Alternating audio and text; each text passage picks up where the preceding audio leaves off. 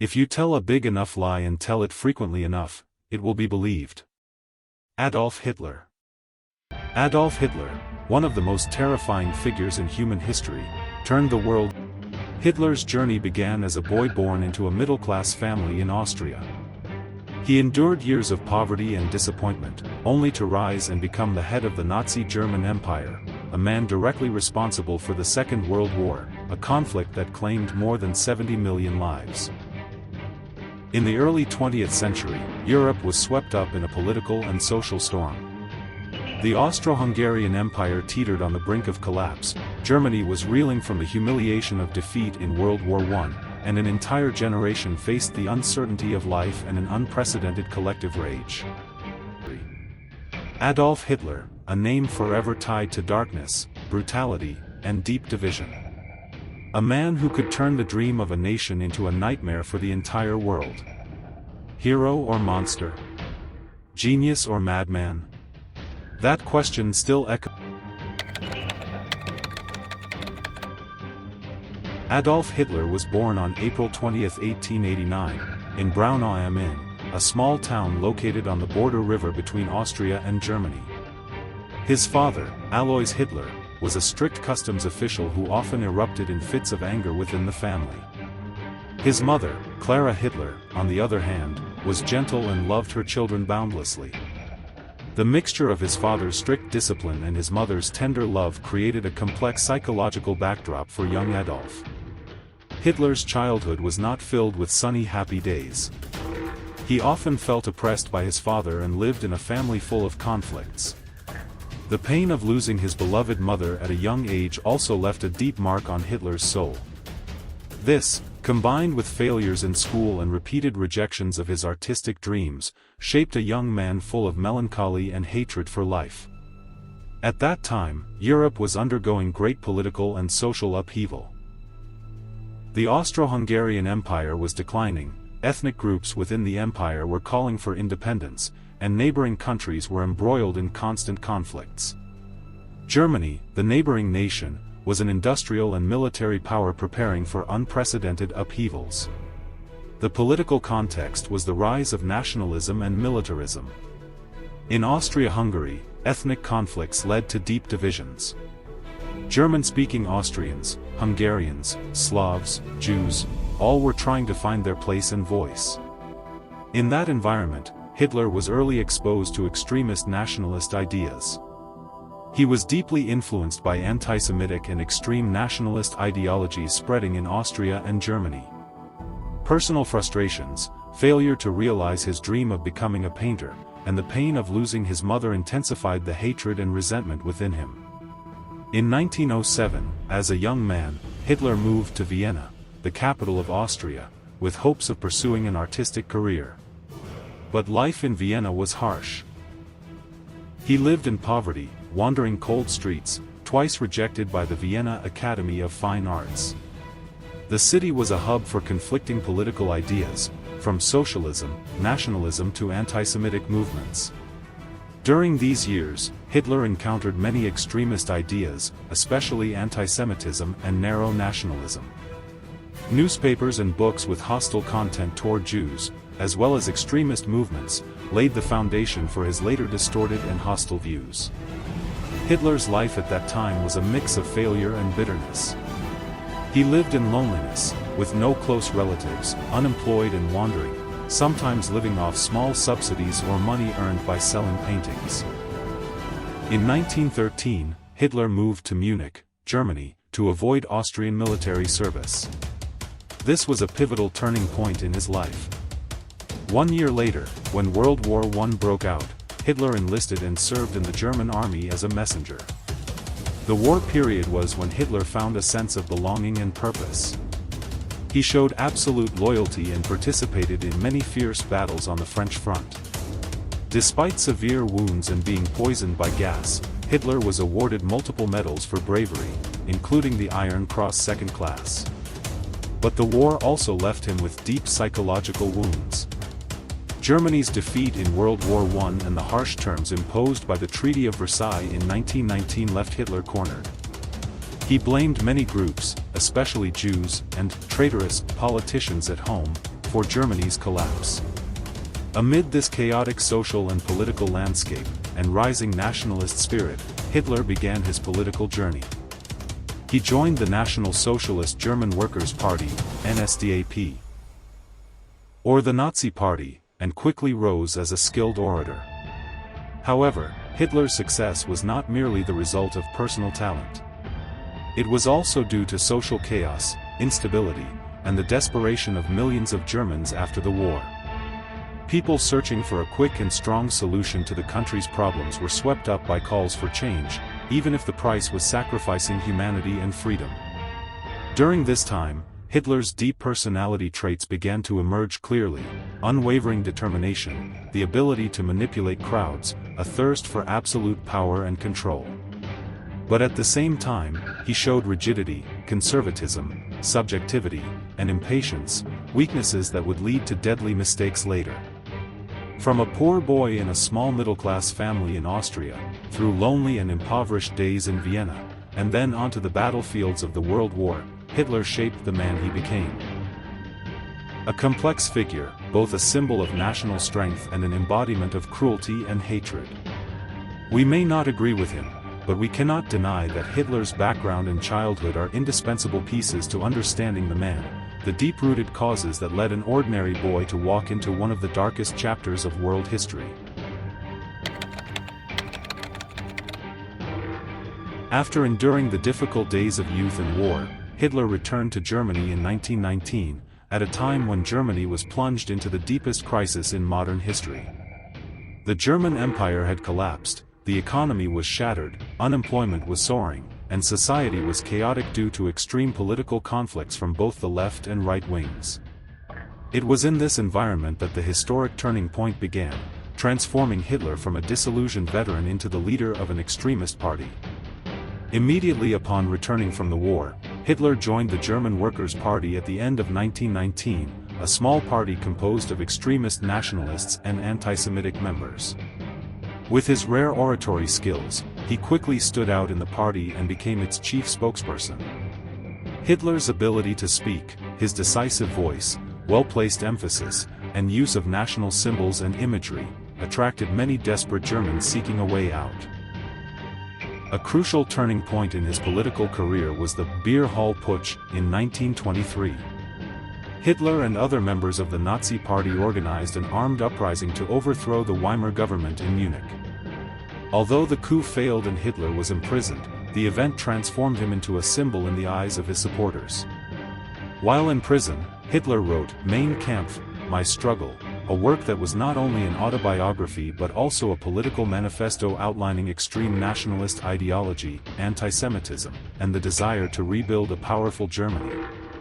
This book later became the ideological handbook for the Nazi movement. Interestingly, failure and imprisonment did not weaken Hitler but rather strengthened his position, widespread influence across social classes. In the late 1920s, Germany was engulfed in a severe economic crisis due to the aftermath of the Great Depression of 1929. Unemployment soared, and people's lives became increasingly difficult. Hitler and the Nazi Party exploited this dissatisfaction with simple, powerful slogans: Germany must be great again, revenge against the traitors, cleanse Germany of internal enemies. As a result, support for Hitler grew rapidly. In the 1930 parliamentary elections, the Nazi Party became the second-largest political force. By 1933, with Germany's political situation in turmoil and governments constantly changing, President Paul von Hindenburg was forced to appoint Hitler as chancellor. Hitler's rise to power marked a turning point not only for himself but for world history. He was not simply the leader of an extremist party, he became the controller of the entire German state apparatus. Immediately after becoming chancellor, Hitler quickly implemented policies to consolidate power with calculated and systematic steps. He passed the Enabling Act of 1933, which allowed his government to enact laws without parliamentary approval. This was a fatal blow to the Weimar democracy and paved the way for dictatorship. Hitler also eliminated all political opponents by suppressing the Communist Party, the Social Democratic Party, and any organizations that could pose a threat. The Gestapo's secret police was established to control and monitor the population, crushing all dissent. Additionally, he focused on rebuilding the military and economy through industrial programs and infrastructure projects like the Autobahn highway, all aimed at preparing Germany to impose its power across Europe. But alongside the positive aspects of national reconstruction, Hitler began implementing some of the most brutal policies in modern history. Particularly, his deep-seated hatred of the Jews was manifested through a series of discriminatory measures, arrests, and ultimately the Holocaust, the genocide of millions of Jews and other minority groups. It can be said that the historic turning point for Hitler was the transformation from a disillusioned soldier to a leader capable of absolute mass manipulation and control of power structures. Yet, it was also the moment when his dictatorial, brutal, and aggressive nature became most clearly revealed. In 1934, when President Paul von Hindenburg died, Adolf Hitler immediately combined the two highest offices, Chancellor and President, and proclaimed himself Führer, the supreme leader of Germany. This was not merely a change of title, it was the moment when all power in Germany was concentrated in the hands of a single man, and from here, world history took a blood-soaked turn. Absolute power, the Nazi regime at its peak. Hitler quickly transformed Germany into a model totalitarian state. The press was controlled, education was indoctrinated, the legal system subordinated to politics, and independent organizations were eliminated. Under his iron hand, he created a state where everything served the Nazi ideal. To many Germans, especially the middle class and unemployed workers, Hitler was a true hero.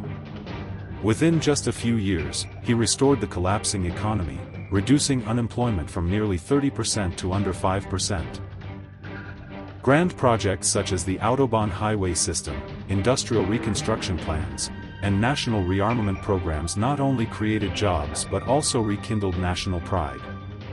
At the same time, Hitler revived the German military, something banned by the Treaty of Versailles after World War I. He built the powerful Wehrmacht, established the Luftwaffe, Air Force, and launched large-scale weapons manufacturing. These actions violated international law, but the global community, especially Britain and France, remained appeasing, partly out of fear of war and partly underestimating the threat from Hitler. Lebensraum ideology and empire expansion plans.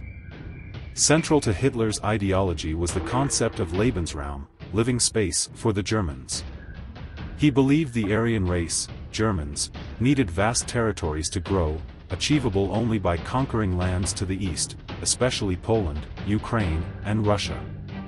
In 1938, Hitler annexed Austria into Germany, Anschluss, followed by the Sudetenland region of Czechoslovakia.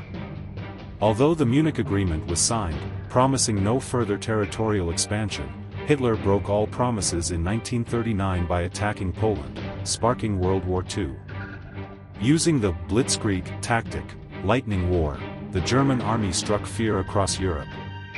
Within a year, Hitler controlled much of the continent: France, Belgium, the Netherlands, Denmark, Norway, Yugoslavia, and Greece. Genocide policies and the dark side of power. Alongside empire expansion, Hitler committed one of history's greatest atrocities, the Holocaust. From the early days in power, the Nazi Party implemented a series of discriminatory laws, revoking citizenship, firing Jewish employees, and confiscating property. But after the war began, these policies escalated into a systematic genocide. Jews were forcibly sent to concentration camps like Auschwitz, Treblinka, and Dachau, where they were gassed, subjected to medical experiments, or worked to death in brutal conditions. An estimated 6 million Jews were murdered. Additionally, millions of others, Roma people, disabled individuals, homosexuals, and political dissidents, shared the same fate. Beneath the facade of a revived Germany was a massive repression machine operating non-stop. The Gestapo's secret police monitored individuals, controlled correspondence and phone calls, and arrested anyone suspected of opposing the state. The heavy price of absolute power. At its peak, Hitler's power faced nearly no opposition. But that absolute power also sowed the seeds of destruction. Hitler became increasingly isolated from the outside world, only accessing information favorable to himself. He grew dictatorial, unwilling to listen, and blindly confident in his own judgment. A prime example was the 1941 invasion of the Soviet Union, Operation Barbarossa. Despite controlling almost all of Western Europe, Hitler believed the Soviet Union was the enemy that needed to be destroyed for living space. He was confident Germany would capture Moscow in months. But harsh winter, poor logistics, and fierce Red Army resistance caused the plan to collapse. Similarly, when the US entered the war after Pearl Harbor, Hitler, rather than focusing on the Soviet front, declared war on America, forcing Germany to fight on two fronts, East and West. This is considered one of Hitler's greatest strategic errors. Over time, he issued irrational orders causing heavy losses to the German military. Many talented generals were removed or committed suicide, while the army gradually weakened. The tragedy of an empire built on blood. By 1942 to 1943, many believed Hitler invincible. But the Soviet victory at Stalingrad and the Allied landing in Normandy reversed the tide. From 1944, Germany began retreating on all fronts. Major cities were bombed and destroyed, millions of Germans died or lost their homes. Hitler, once a symbol of the rise, became an embodiment of destruction. In April 1945, as Soviet troops advanced into Berlin, Hitler committed suicide in his underground bunker, ending the Third Reich that lasted only 12 years. But the price the world paid for those 12 years was over 70 million deaths, the deadliest conflict in history. Hitler attained a level of power that few in history have ever reached, but the price was destruction on an unprecedented scale. He built an empire, but that empire was founded on fear, blood, and tears. Absolute power not only corrupts a person, it devours an entire civilization. There is nothing more dangerous than a man who believes he cannot be wrong. Hitler was once hailed as the savior of Germany, a man who would bring order, restore national pride, and awaken the dream of an ancient empire. But the truth is, it was structural and personal mistakes, born from blind ambition and authoritarian thinking, that plunged the entire world into an unprecedented catastrophe. Let's dissect his greatest mistakes, not only to understand Hitler's downfall but also to grasp the terrible price of power without limits. Strategic mistake: expanding too fast, too soon. Right after taking power, Hitler acted as if time was not on his side. He annexed Austria, took over Czechoslovakia, attacked Poland and France, then suddenly turned to the Soviet Union. The continuous expansion of multiple fronts in a short time stretched Germany's manpower and resources to the extreme. The army had to fight in vastly different terrains, from the Ardennes forest, the deserts of North Africa, to the freezing Siberian tundra, without time to consolidate or rest. He should have consolidated Western Europe after taking France. But Hitler was captivated by the Eastern Dream, launching Operation Barbarossa before quelling the Western Front. The result? The German army had to fight simultaneously against Britain, the Soviet Union, the US, and resistance forces in occupied countries, a problem no military genius could solve. Intellectual mistake: underestimating the enemy. In Hitler's mind, the Russians were a semi-barbarian people, led by stupid Jewish Bolsheviks. He believed the Soviet Union would collapse after a few months of fighting, just like Poland. He once said, "Just kick the door, and the whole house will fall." But it wasn't as he thought. The Soviet army had extremely high morale, dense defense networks, and massive reserves. More than that, Russia had something Hitler could never control: harsh weather and attrition warfare. The winter of 1941 became a nightmare. Hundreds of thousands of German soldiers froze to death, tanks wouldn't start, weapons were paralyzed. Hitler, who had no experience fighting in winter, still ordered the advance, ignoring objections from generals. The consequence? Stalingrad. The battle turned the dream of invading the Soviet Union into the Third Reich's death sentence. Administrative mistake, absolute power, distorted information.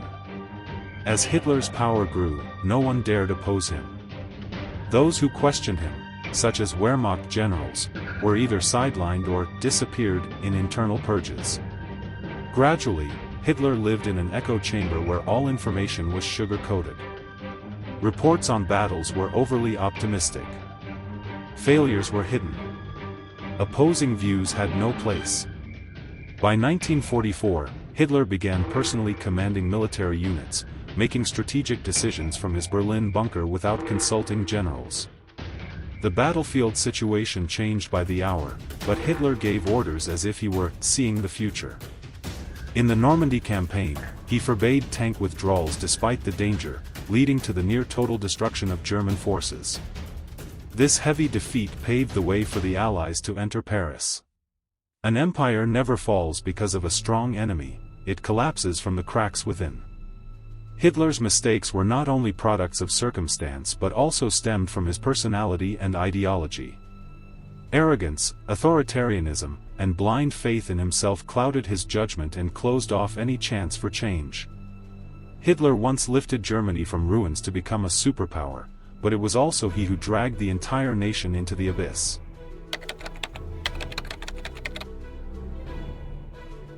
The post-war world is not just a pile of ruins, it is a testament to a question that has never had a clear answer: how could a man like Hitler rise to power?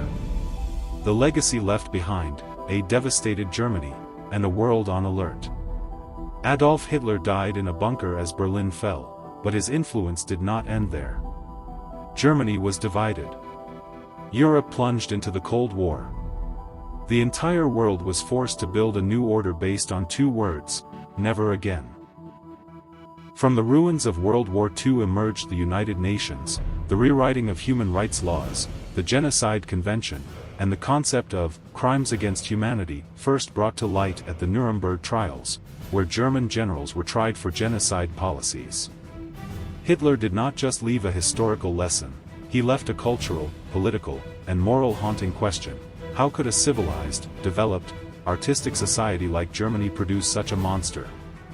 Endless debate, evil incarnate or product of the era? Hitler was condemned globally as the greatest villain of the 20th century, but that has not stopped decades of debate. Was he the absolute symbol of evil, a monster detached from humanity? Or was he an inevitable product of a time of crisis, when people were desperate, the economy collapsed, and extreme nationalism was on the rise? Many historians, like Ian Kershaw, argue, Hitler did not create the tragedy alone, millions chose to believe in him. Hitler did not seize power by immediate violence, he was elected, supported, and praised by a society looking for a savior. And that is the scariest part. The difference between textbooks and reality. In textbooks, Hitler is often portrayed as a madman, a simple demon. But modern documents paint a much more complex picture.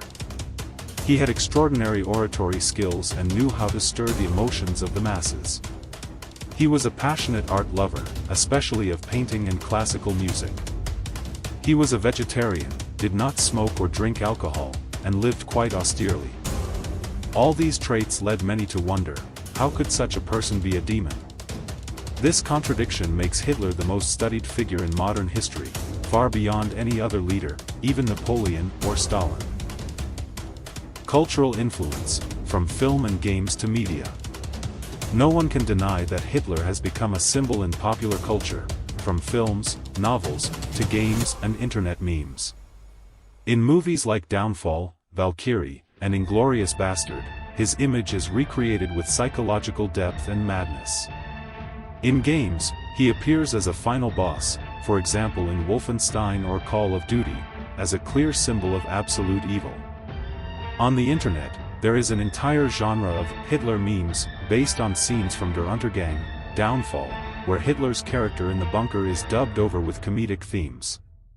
The question is, does depicting him in culture help us understand better, or make us forget the harsh reality? Ghosts of the present, neo-fascism and forgotten lessons. Today, neo-fascist groups, white supremacists, anti-Semitic movements, and Holocaust deniers still exist. In some countries, monuments, books, and even Hitler-themed music are still secretly circulated. Extreme populist calls continue to rise. This raises a painful question. Has the world truly learned the lesson from Hitler?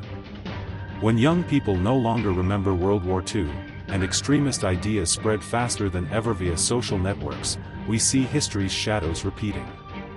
Perspective from modern Germany. In today's Germany, Hitler is a taboo and taken very seriously to the point of extremity. The swastika symbol is absolutely banned. Holocaust denial is a criminal offense.